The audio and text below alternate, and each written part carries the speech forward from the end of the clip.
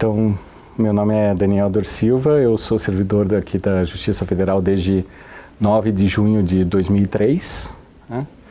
E fui o primeiro diretor de Jacarezinho desde novembro de 2004 até março de 2006, indicado e acompanhando a doutora Bianca Georgia Cruz Arenharte, né? Atualmente, depois de passagem por Guarapuava, pela segunda turma recursal do Paraná, pela 8ª Vara Federal, pela 14ª Federal antes da 8ª, agora atualmente eu estou na 10ª Vara Federal de Curitiba.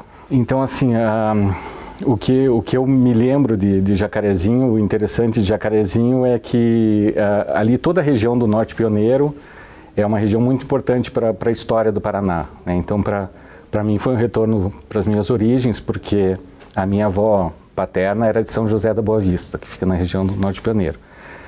E até se tornou uma espécie de piada, que se você perguntar para qualquer pessoa, a pessoa vai ter lá um primo de Jacarezinho, um tio de Jacarezinho, alguém da região. Inclusive, quando eu fiquei sabendo que iria para lá, um dos meus melhores amigos de infância tinha os tios que moravam lá em Jacarezinho, que me auxiliaram nesse processo de mudança.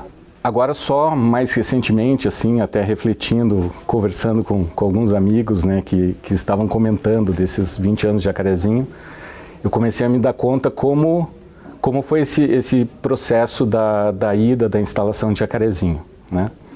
Então, na época, eu era muito jovem, eu tinha 27 anos de idade, né? Só agora eu me dei conta, depois de tantos anos eu era jovem, tinha recém entrado na Justiça, né? E eu tinha acabado de me tornar oficial de gabinete da doutora Bianca em abril de 2004, quando ela fez o convite para ir para Jacarezinho, né? Então o que me apoiou nessa ida para lá foi a segurança da doutora Bianca, né? E além disso, a ideia dela ali, e conversando de buscar um conhecimento com outros diretores de outras matérias, principalmente, né?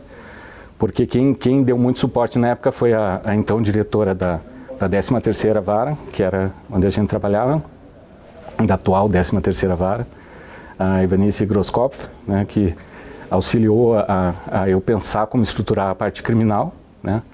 Mas eu também fui buscar ajuda com outros diretores e diretoras, né? Eu com certeza eu vou esquecer algum nome aqui, né? Mas dos mais importantes, a Ivanice, que ajudou a parte criminal, a minha atual diretora, a Maria Elisa Lacombe, que auxiliou com a parte do previdenciário, do civil, né? Também que auxiliaram muito foi a Kelly Laurentino, a Mirna Pangrácio, que ajudaram muito a estruturar. E também foi removida para lá uma colega que tinha sido diretora durante muitos anos, que foi a Márcia Tamay.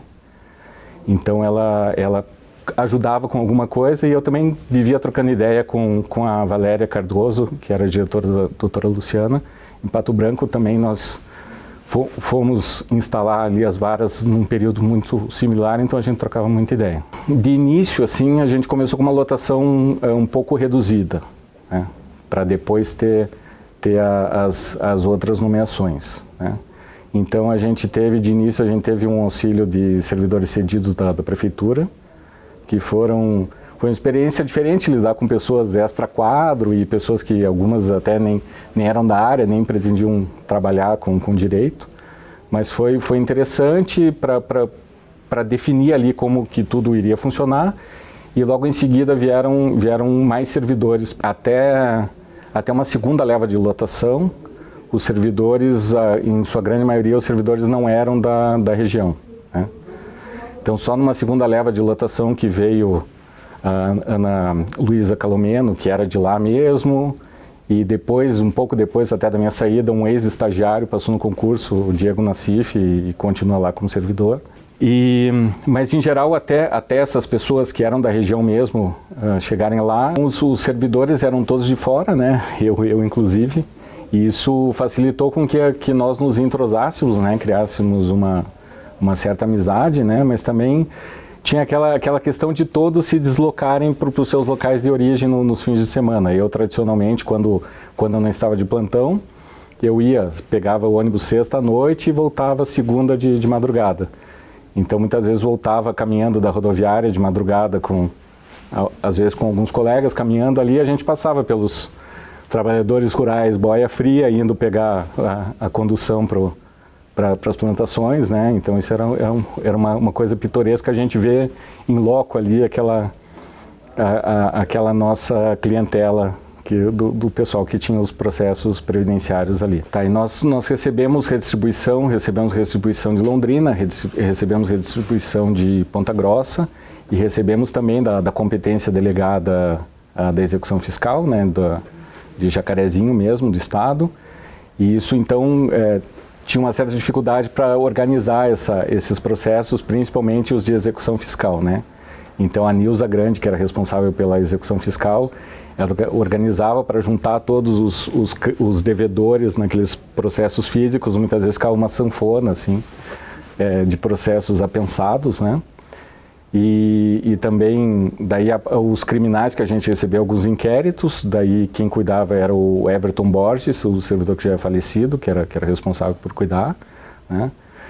E uma servidora que agora está em Santa Catarina, a Cláudia Regina de Araújo, que era quem cuidava basicamente ali do juizado especial, ela tinha mais experiência do juizado especial, que era a grande maioria de processos, né? Os juizados especiais eram relativamente recentes, então tinha uma busca por aquele tipo de processo, por poder ingressar sem advogado, né? Então era, digamos, o nosso maior volume eram os processos de juizados especiais, tanto previdenciários quanto cíveis. E outros servidores que estavam desde o início, né? Além dos oficiais, o Jansen Ares, o Beethoven Oliveira, tinha o Alexandre Valente, que era o responsável por organizar minha vida ali na direção, que ele tinha a função de secretário, e ele falou, vou secretariar, ajudava a organizar tudo, né? Também tinha a Marli, tinha, na parte administrativa, tinha a Maria Donzélia, que tinha muita experiência, né? Também aposentada, a Maria Donzélia, e ela cuidava de todos os contratos administrativos, tudo. Às vezes ela vinha tirar uma dúvida, né? E como se houvesse algum tipo de subordinação, eu falava, não, Maria, você manda, né? Na parte administrativa é você que manda. E ela conduzia tudo aquilo com muita segurança. Tinha o Alexandre Noy, que auxiliava a parte administrativa ali com ela e me dava um suporte na informática, porque era uma época não muito pensada, não muito, era uma época que a gente não lembra muito como funcionava, então a gente tinha um servidor lá, tinha a gravação dos arquivos da rede eram em fita, então tinha que fazer o backup das fitas, eu pessoalmente fazia o backup das fitas, tirava do servidor, aprendia a fazer isso. E eu acho que assim, o que nós pudemos conduzir, o trabalho em Jacarezinho, ele tinha um volume considerável de trabalho, mas era um trabalho que a gente dava conta, né? Depois que foi aumentando essa distribuição, até por ter em conta as partes tomarem conta da interiorização, aumentou essa distribuição, mas era um trabalho que a gente dava conta e o que, além do bom trabalho que todos nós fizemos lá, que eu acredito que ficou, depois eles conseguiram dar continuidade a isso, o que ficou de Jacarezinho foram os vínculos, foram as grandes amizades que eu fiz lá. Um pouco antes de sair, ali ficou, a doutora Bianca estava removida para Carapuava, eu não sabia quando que seria a remoção. Acabou que eu entreguei meu apartamento um pouquinho antes e o Jansen Ares me acolheu na casa dele ali, eu morei um tempo com ele, né?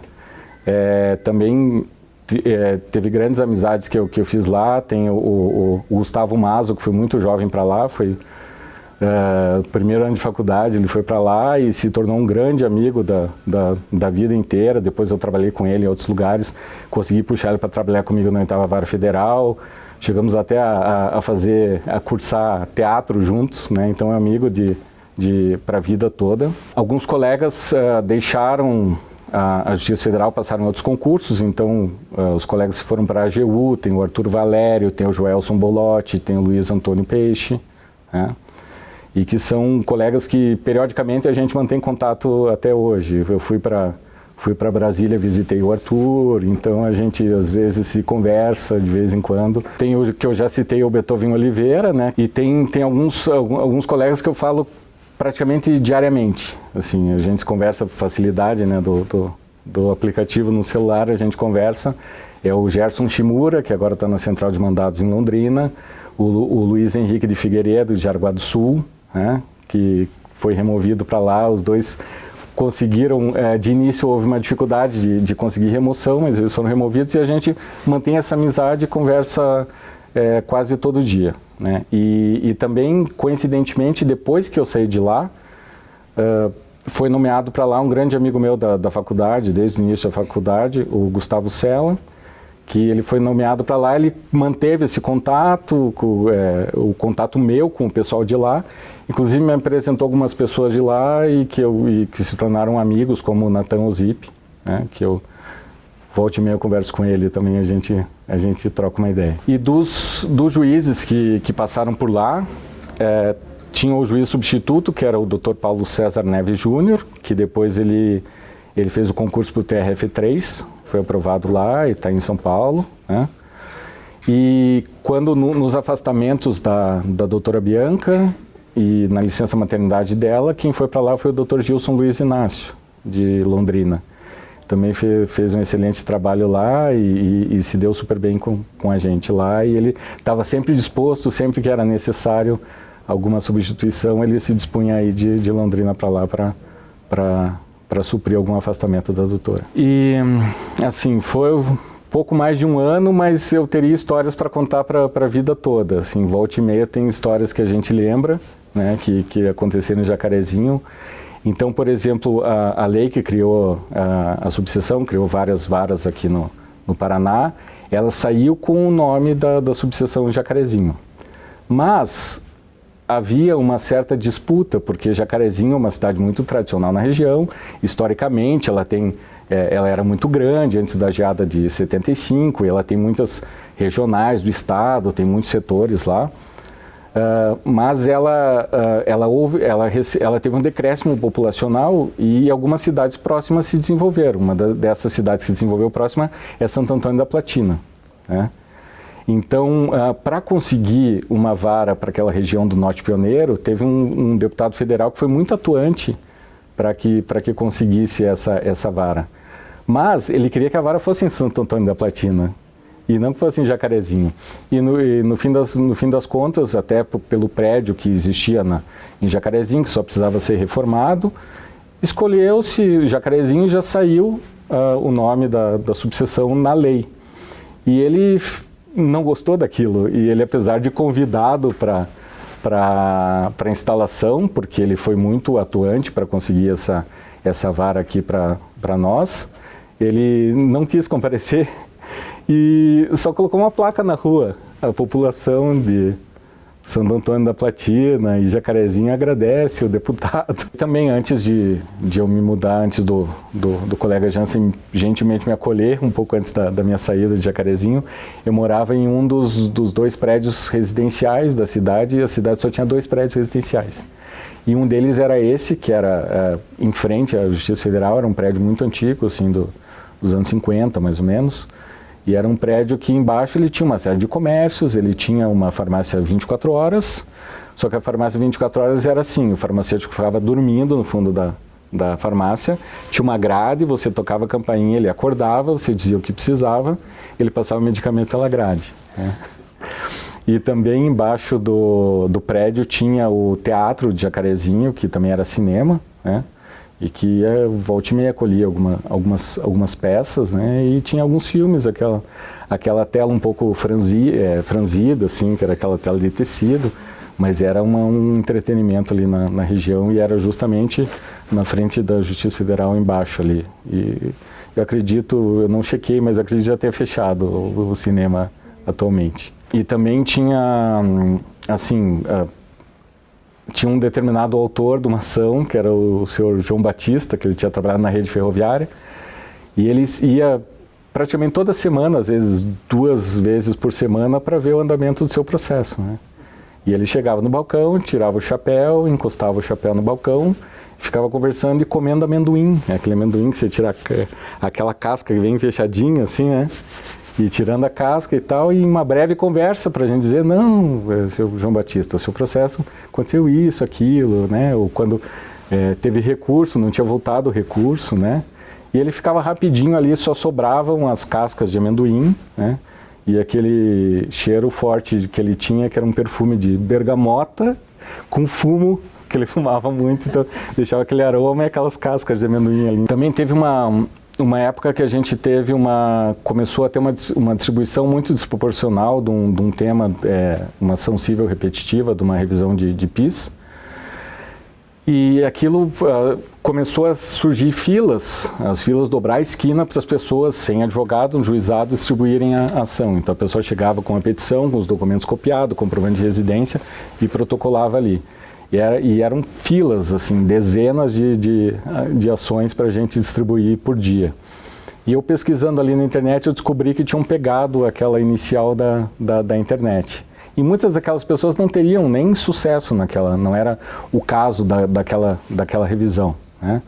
E surgiu um boato de que havia um Xerox na região que estava vendendo aquela inicial por R$10, então a pessoa ia lá, dava R$10, recebia a inicial com a fotocópia dos documentos, o comprovante de residência, para simplesmente levar na Justiça Federal, que teria garantido o valor da ação, que eles colocavam um valor de alçada ali, que só para teto dos juizados, né? E daí a doutora Bianca falou, não, vamos verificar se isso é verdade, né? Um dos oficiais pediu, acho que até foi a sogra dele que foi lá pegar lá a petição, e de fato eles faziam isso, vendiam, e a gente comunicou a OAB para fiscalizar por exercício ilegal da advocacia, né? E daí depois disso a gente passou a termar essa matéria, né? A gente fez uma divulgação para que a gente atermasse aquela matéria lá em secretaria mesmo. Então a pessoa chegava, não precisava pagar os R$10, ela chegava, passava, né, os dados, a gente fazia a checagem para ver se tinha o direito, e ela distribuía lá e não precisava gastar os R$10, não precisava de nada, né? E também não causava aquele transtorno de ter aquelas filas para distribuir ação física na época que era, né? E eu não sei eu acredito que o Beethoven vá também fazer o depoimento, né? Eu não sei se ele vai contar essa história aqui, mas uma vez que ele foi cumprir um mandado, ele foi para uma região que tinha um canavial, e ele simplesmente se perdeu no meio do canavial, porque tem as canas de açúcar, você não consegue se localizar. E ele se embrenhando no meio ali, ele não conseguia sair, não conseguia, né? E era uma época que o celular quase não tinha câmera no celular, não tinha GPS, e além de tudo a região tinha um sinal ruim de celular, então não conseguia nem ligar para alguém, e foi um sufoco para ele sair daquele canavial, né? E depois disso até o Beethoven passou a cumprir esse tipo de mandado com o Jansen, os dois iam juntos para não ter esse risco de se perder, ou os dois se perderiam juntos, né? Não teria esse problema de ficar sozinho no meio do canavial. E só mais uma historinha só que eu lembrei que, assim, são questões, anedotas pitorescas, né? Então, tinha na região, tinha bem próximo ali à Justiça, 2 quadras da Justiça, tinha um hotel que se chamava Occhio Bello. Então, era um hotel que muitos servidores, até acharem apartamentos para alugar, casa para alugar, eles ficaram nesse hotel, né? E com essa ida dos servidores lá, o hotel também achou interessante fazer almoço, né? Servia almoço, tinha o buffet de almoço, né? Porque os servidores daí saíam da Justiça e iam lá se servir no almoço.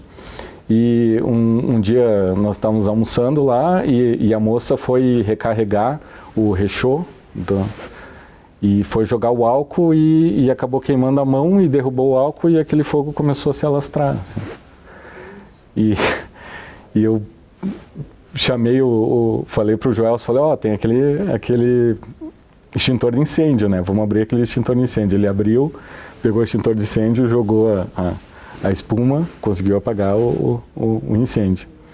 Mas daí ele ficou aquele pó químico, né, no ar, e tiveram uma brilhante ideia de ligar ventilador.